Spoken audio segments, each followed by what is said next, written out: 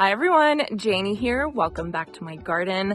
Happy September. I think you're all seeing this, not the first of, it's the 1st of September today. You're seeing this in a couple days, but I am super, super happy for it to be September. It's nice and it's cool and it's crisp, and I just needed a break from the heat.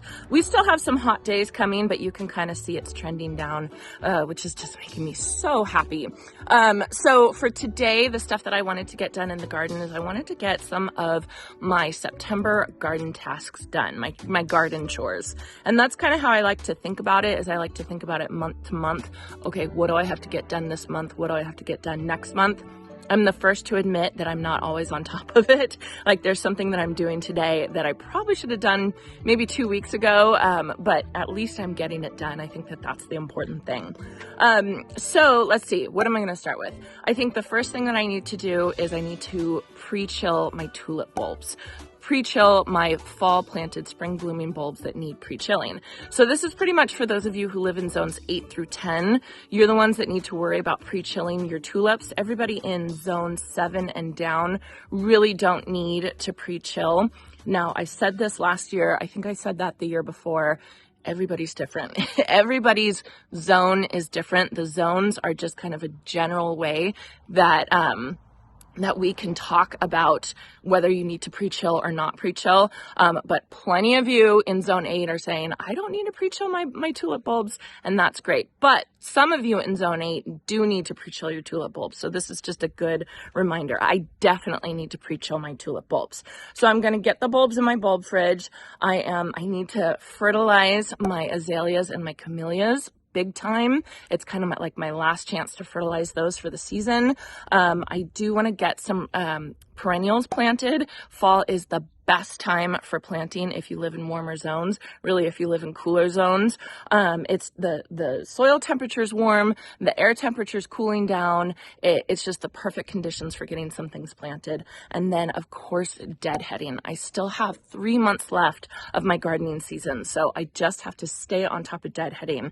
And I will admit, I don't want to deadhead, but that's why I put it in this video, so I have to get it done. All right, you guys. Here is my bulb fridge, and I am totally aware that it's a bit weird to have a whole fridge dedicated to bulbs, but this fridge was here when we moved into this house a year ago, and this fridge is on its last leg. All the shelves are kind of broken, the light doesn't work, and it's just, I think it was basically a fridge that was either going to the dump or it was going to be my bulb fridge.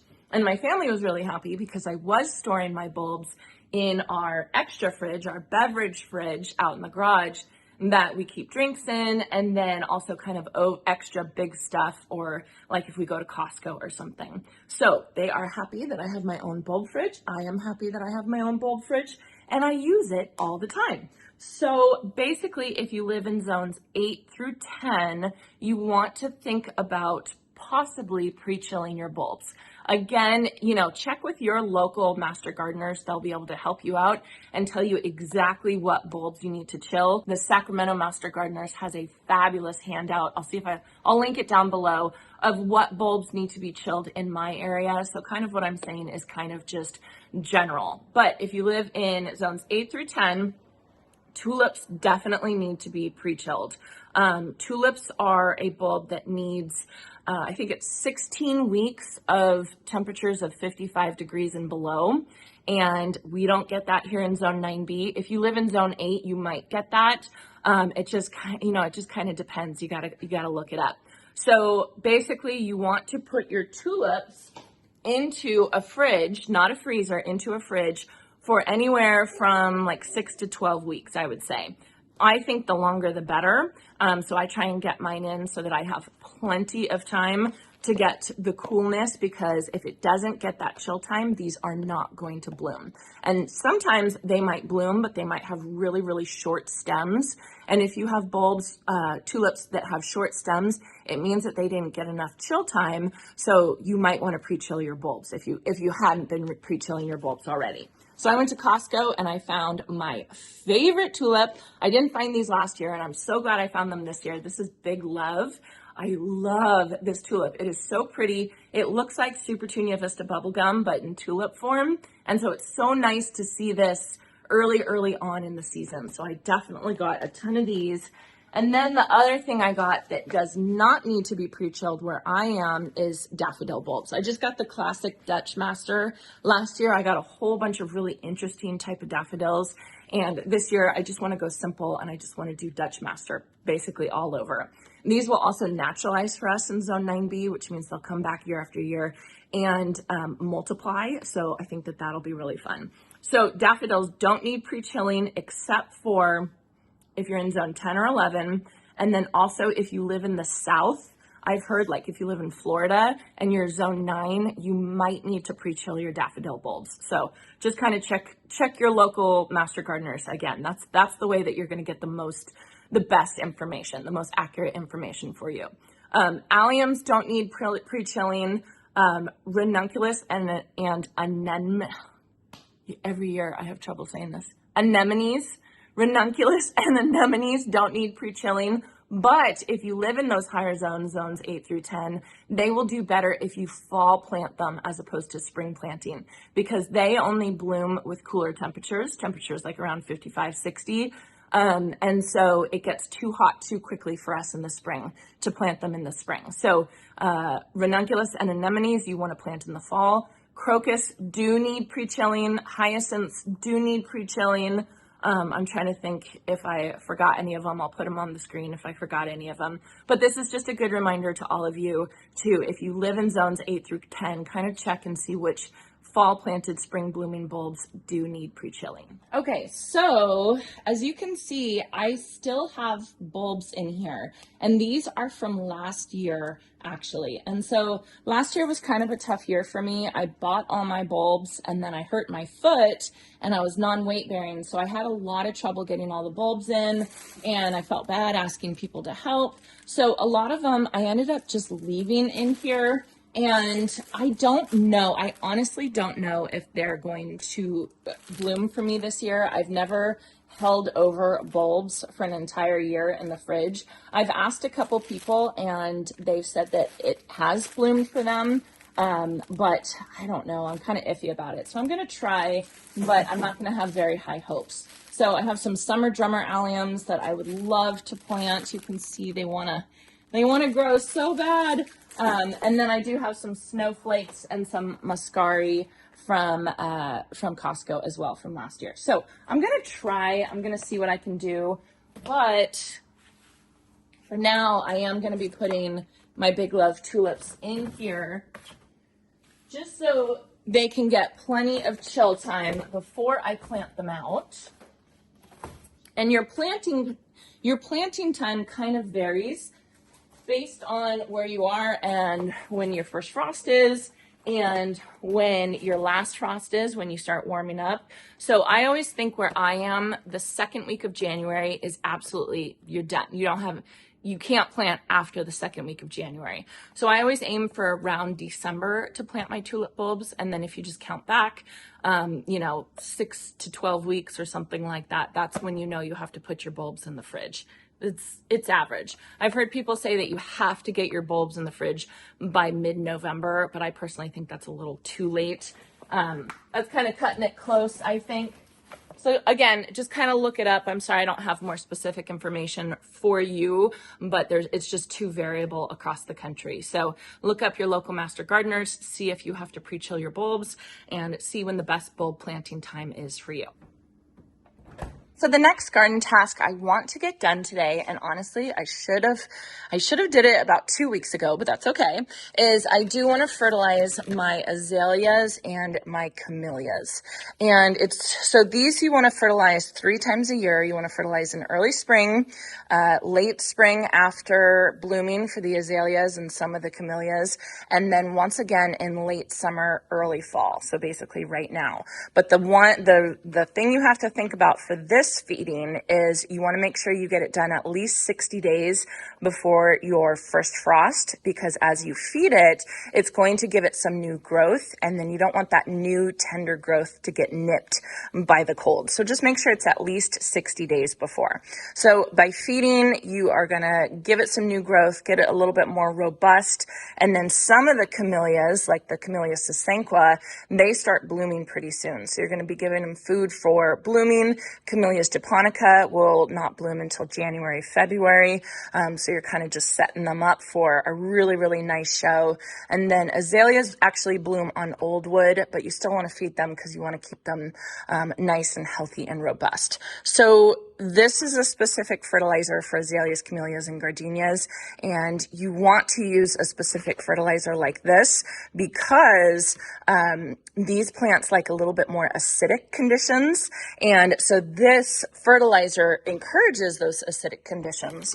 Whereas if you use something like Plant Tone, it doesn't really encourage acidic conditions. It doesn't do anything with it. The plants will still like it, but they'll do better with more acidity. You can always use a soil acidifier if you want. But if you just have a specific fertilizer for azaleas and camellias and rhododendrons, then this will be really good. So again, 3 times a year, and check into when you can prune and stuff like that, because like azaleas bloom on old wood, camellias bloom on new wood, all that kind of stuff. Just fertilize, fertilize this time of year. Okay, so this is one of my Camellia japonicas. All of my camellias are Nuccio camellias, and if you all haven't heard the story about Nuccio camellias, make sure you watch that video I did from last year. Nuccio is the best breeder of camellias, and he is retiring soon, so we won't have access to these beautiful, beautiful camellias in a couple years. So now's the time to get your hands on these beautiful camellias.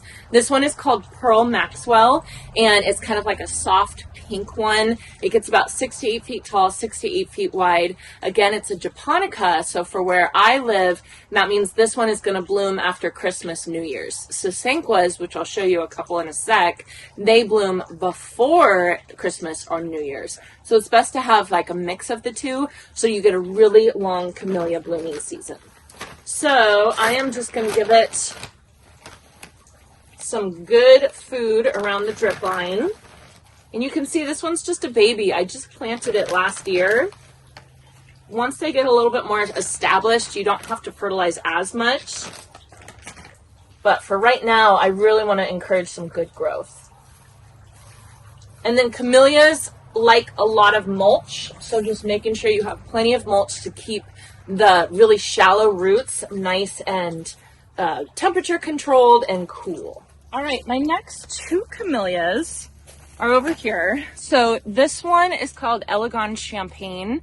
This one is my friend Eileen's favorite. Eileen works at Van Winden's in Napa, and she's the one who introduced me to Nuccio's camellias, and I just love her. This one's her favorite, and I completely see why, because when it blooms, it's stunning. It's absolutely stunning. This one is a japonica.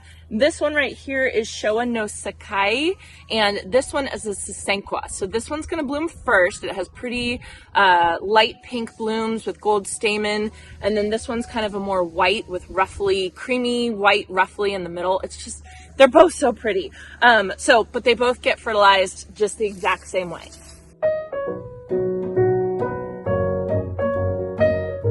So you can see I'm not measuring. I don't ever measure. I just do a good layer of it and then cover it back up with mulch. And I'm going to water these in later too.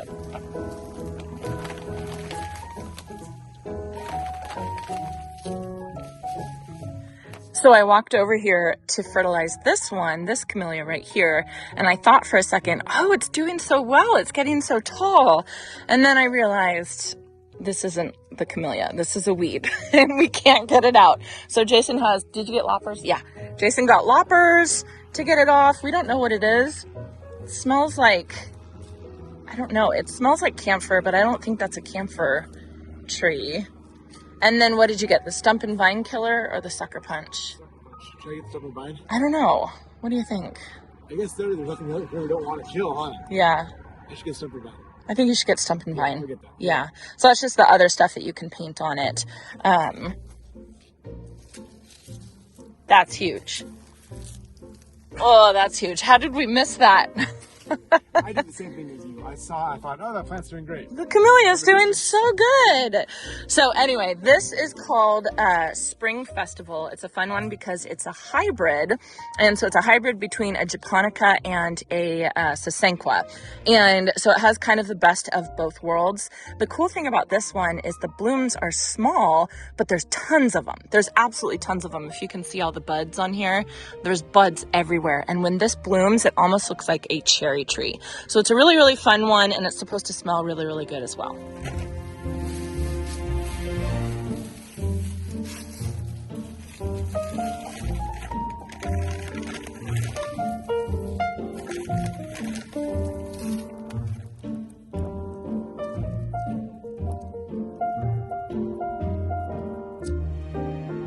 Okay, the last thing I have to fertilize is over here in the long border.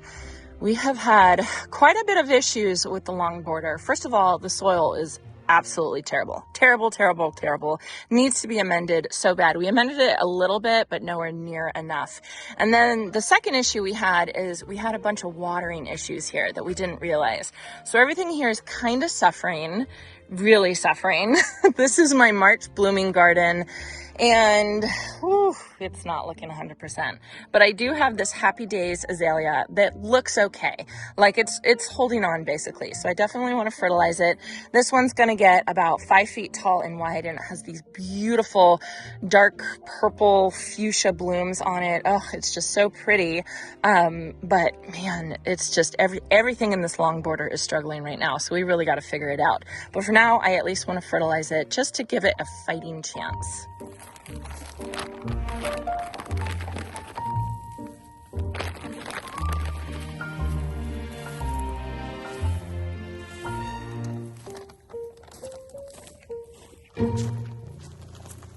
All right, so next garden task I have on my list for today is deadheading. Deadheading is always on my list, and it just gets worse this time of year because everything's kind of fading a little bit, and you just got to stay on top of it so it stays blooming. So I'm telling myself I have 30 minutes to deadhead as much as I can in my garden. Let's get going.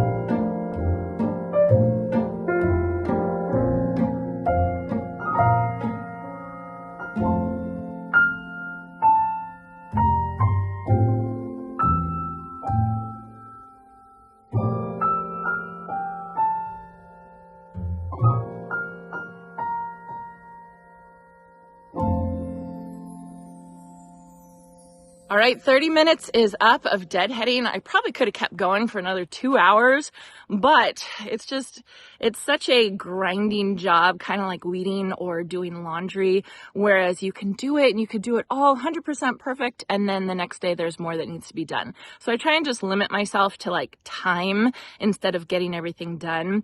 I hope that makes sense, but it does in my brain, and it makes me feel better to say like, check, I did 30 minutes of deadheading or 30 minutes of weeding. Rather, I finished all of the deadheading and I finished all of the weeding, because then the next day there would be more. So I got most of the cut flower garden weeded deadheaded, excuse me. We did have that huge sunflower, that volunteer sunflower that ended up being like a tree. I mean, its trunk was like that big. It fell over in a windstorm, so Jason was cleaning that up. You probably saw him in the background when I was deadheading. And then I did deadhead the yarrow over here, you know, among other things. But this yarrow, this is Firefly Peach Sky. I'm just not a huge fan of it. It's just not really my color. And I keep going back and forth on whether I'm going to take it out or not. I think I'm going to leave it in for this year. But what I want to do is I want to plant some perennials today because September is a fabulous time to plant some perennials. So I'm going to see if putting some more color next to it will make me like it a little bit better. So here's the yarrow, the Firefly Peach Sky yarrow. I was just thinking about it. I wonder if I don't like it because the color of the blooms are very similar to the color of the wood tips that I have. I bet you that's the reason. I bet you that's why I don't like it, because technically it's a really pretty plant. I'm just not a fan of it right here. So I want to plant something next to it, and I had some of this Cat's Meow Nepeta. So this is kind of like the big sister to Cat's Pajamas Nepeta that I love and I am absolutely obsessed with. So this one gets a little bit bigger. It gets twice as tall as the Cat's Pajamas. This one blooms about 2 to 3 weeks later than the Cat's Pajamas. And then the one thing that the Cat's Pajamas has that this one doesn't, the Cat's Pajamas has a dark calyx on its bloom stalks, and this one, the calyx is just green. So it's just different. I just wanted to try it and see the difference between this one and the Cat's Pajamas. Let me show you. So here's some of my Cat's Pajamas. It's beautiful. It's been blooming all season long. I cut it back one time and it's looking really, really good. It's just a fabulous plant that I'm just going to keep planting this in my garden because it's one of those super easy plants that can handle the heat. There's bees all over it and I have color for most of the year. So I think that Cat's Meow is going to have the same benefit of the Cat's Pajamas. It's just going to be a little bit taller, maybe a little bit looser, but I definitely wanted to be like unbiased without trying it because I haven't actually tried the Cat's Meow yet, so I definitely wanted to get it and try it out in my garden and see how it does. Jason just offered to help me plant and I said yes.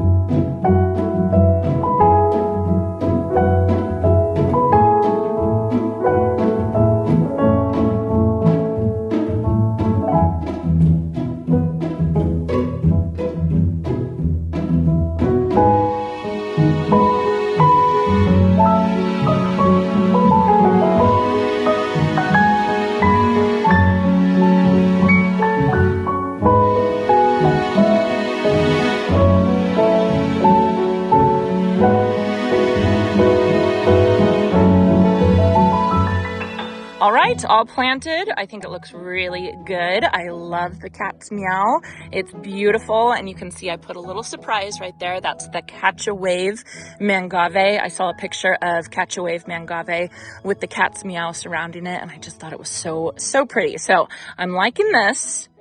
I'm not liking this. I'm gonna stop complaining about it. I promise. I think I'm just gonna take it out. I'll transplant it to another place in the garden, but I'm just not a fan of it right here. So I think I gotta find something with a little bit darker and broader leaf texture, like maybe with glossy leaves or something like that. So I gotta think about what I wanna put there. And so again, the difference between Cat's Meow is it's bigger than Cat's Pajamas. It blooms a little bit later, which is actually a good thing because then I'm gonna have even even longer of a bloom season, which is crazy for Nepeta.